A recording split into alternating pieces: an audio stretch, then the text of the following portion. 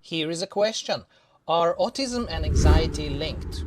And to answer this question, I think the best analogy that I can come up with is cats and cows. Now, hear me out, okay? So what do I mean by that? Cats and cows are both animals, right? Yes. Cats and cows can both live on a farm. Yes. You can have a cat and a cow. Yes.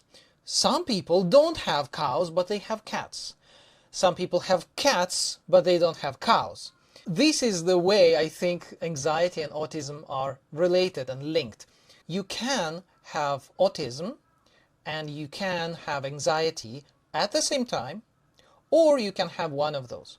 So for example, in my case, I have very strong autistic traits, and at the same time, I also have anxiety. I've always had it since I was like a really, really small kid. And so this is my point, that sometimes having autism will kind of force you to develop anxiety as either a coping mechanism or as a side effect of having to basically suffer your whole life, having these bad experiences one after another, and especially in like social situations.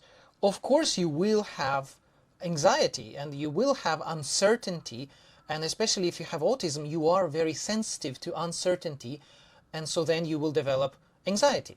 But some people, for example, can develop panic attacks without having any anxiety, without having autism. So they have just lived their normal life, and then something happens and they develop a panic attack. Panic attacks, not one. So this is my point. Sometimes they are linked, sometimes they're not.